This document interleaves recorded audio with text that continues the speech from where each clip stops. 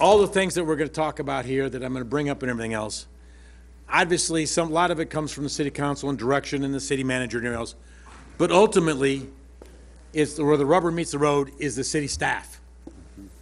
And that's what gets things done and makes these things happen that we're going to talk about.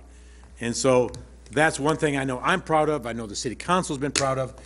We have a outstanding city staff. They go above and beyond in many different ways. And so thank you. We couldn't do it, the citizens, without that dedication that everybody has. So I appreciate that very much. All right. In 2022 was a successful year for the city due to part in a strong community partners and investment in progress. We continue to forge a path forward that uses these partnerships to improve our economy, spur new development, grow our population, and invest in long-term growth. Some of the accomplishments include the allocation of $26.5 million in the American Rescue Plan Act funds that will support capital improvement projects, road maintenance, public safety, local businesses, nonprofits, and more. The city partnered with the Quad City Chamber to secure a $3 million grant to invest in the revitalization of the downtown district with a total investment of $7 million. That includes $1.5 million from city TIF funds and $2.5 million from ARPA. City council members passed a $160 million balanced budget with a 90-day reserves totaling $9.9 million and a surplus of $1.8 million over reserves. Property taxes have been kept flat while bringing in more revenue. A special service area was established downtown that will use tax revenues to enhance, maintain, beautify the area. The city also filled several key leadership positions, including the city manager, police chief, community and economic development director, finance manager, and community engagement manager. And most of these were due to retirements. Soon we'll be announcing a new fire chief, and we look forward to that opportunity. And once again, thank Chief Yerke for his 32-plus years of dedication to the city. The city offered assistance and in return benefited from many community partnerships in 2022. We continue to support the Friends of Hallberg and anticipate the completion and renovation of Carriage House. Friends of Douglas Park have raised money to install the new lighting in 2023.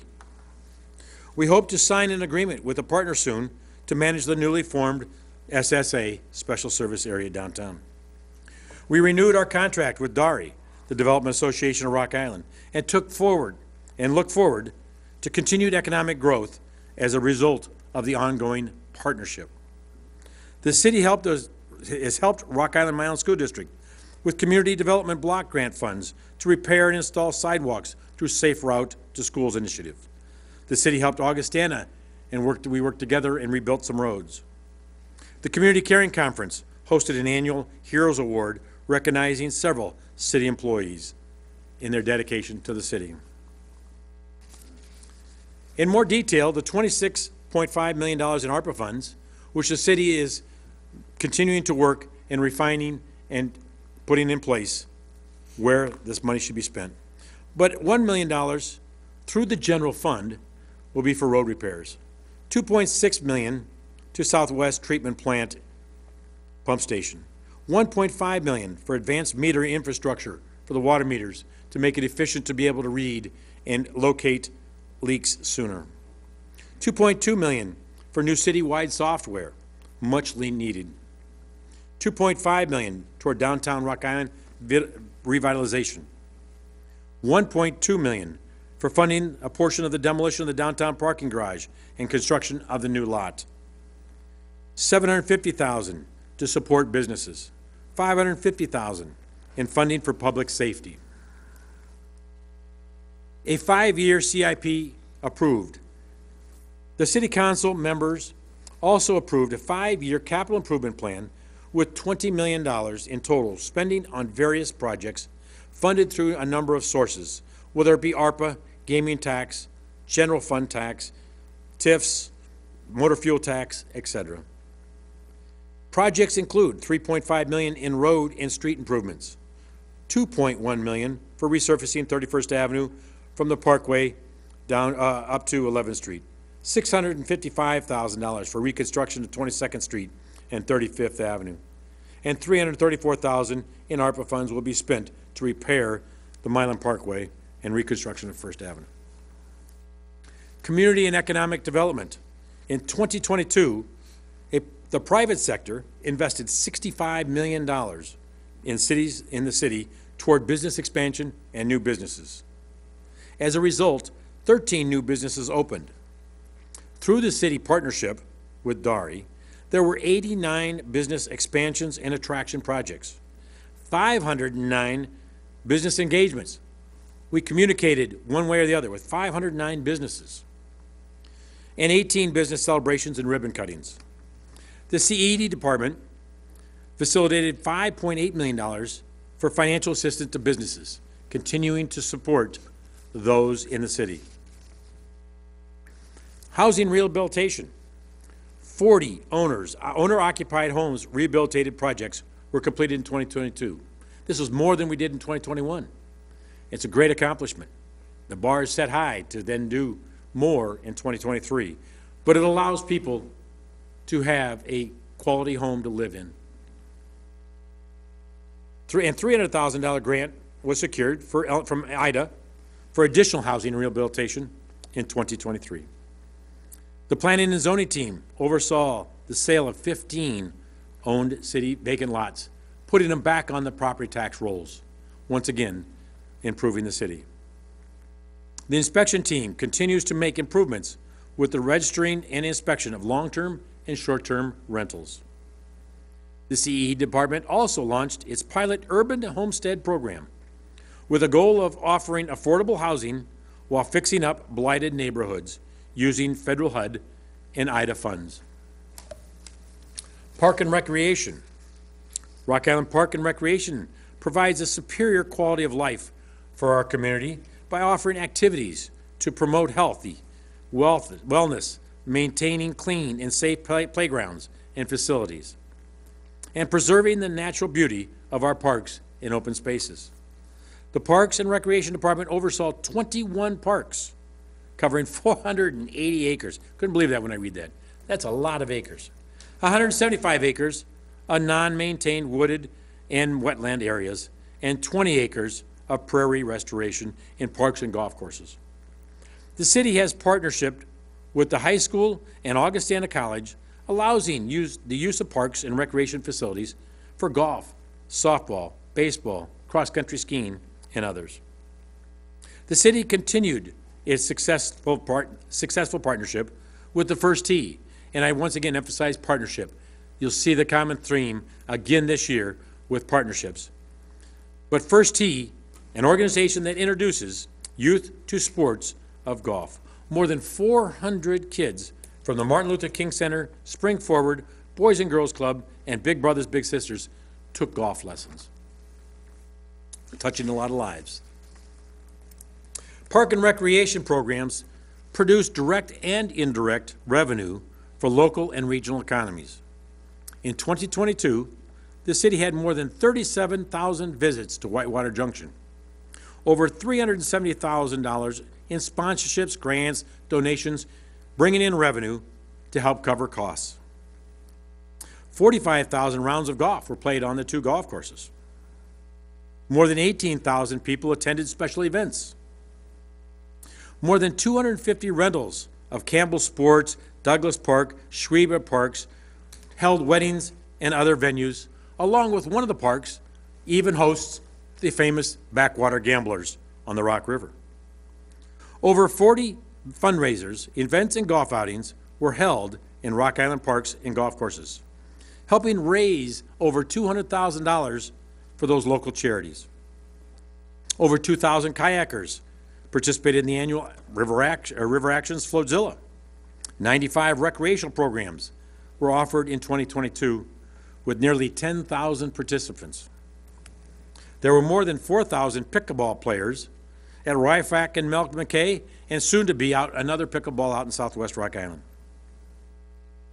The Rock Island Fitness and Activity Center has 3,900 members and growing, offering 23 fitness classes, and once again, serving over 2,500 participants.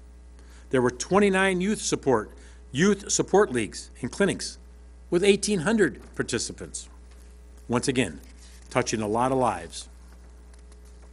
The library continues to build upon its commitment to providing literacy and personal enrichment resources for all.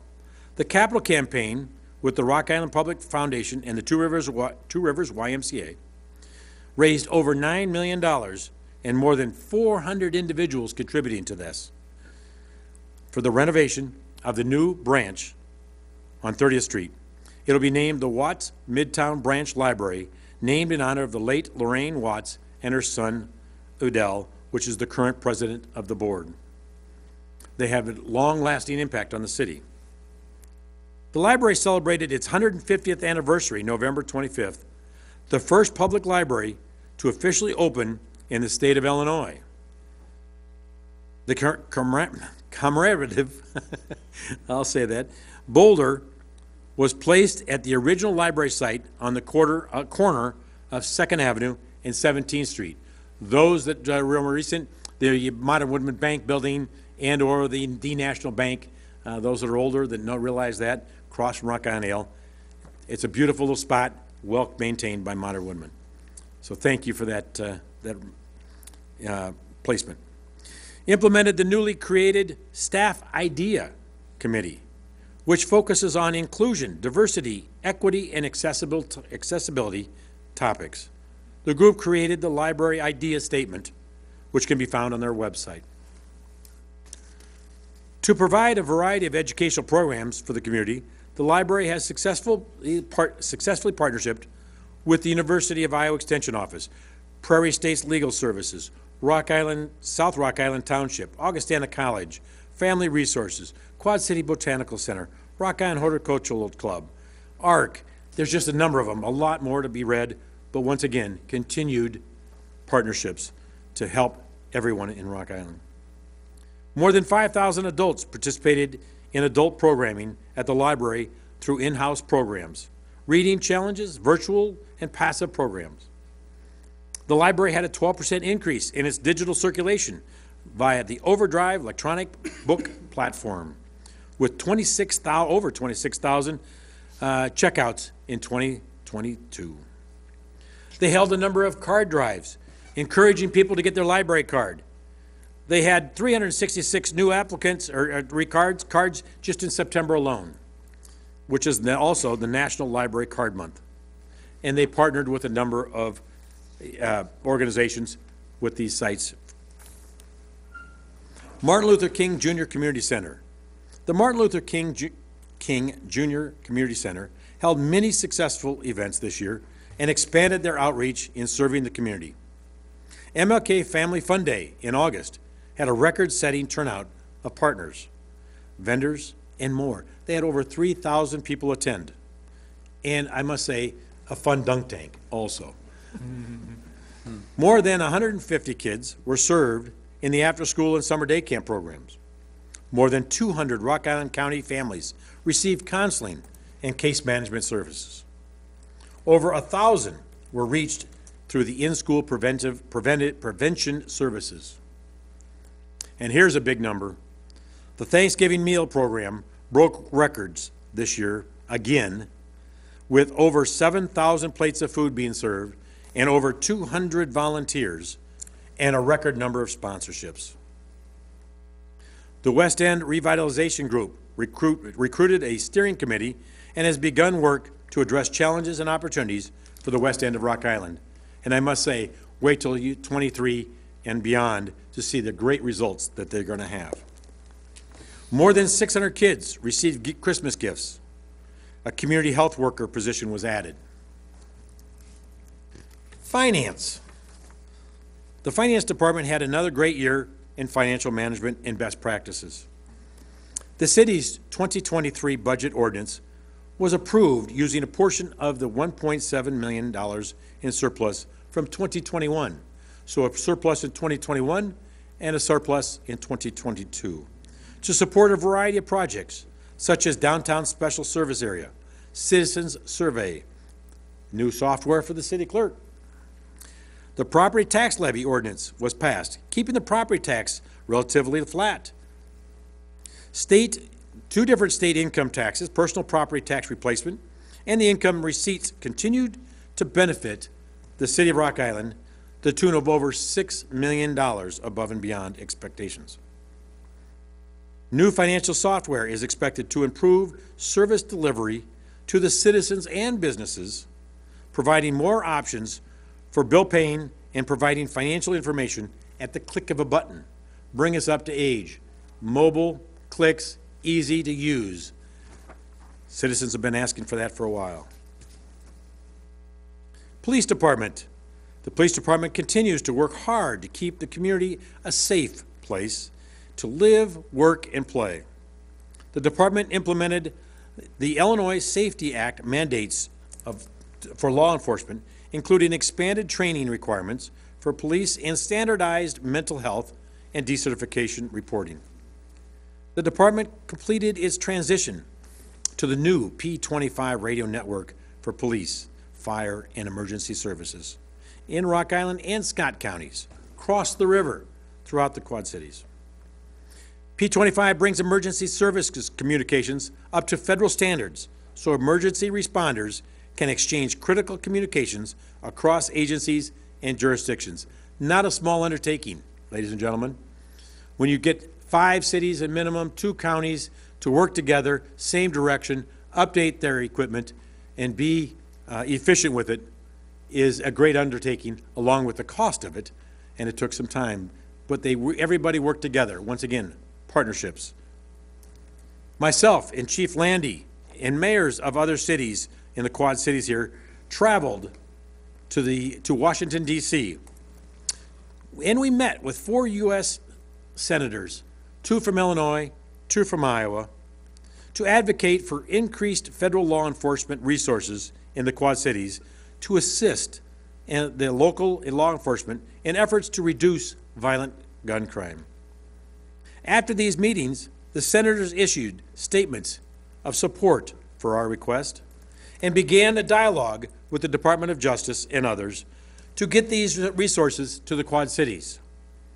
And once again, we've seen great response so far and movement in this and cooperation amongst the other cities.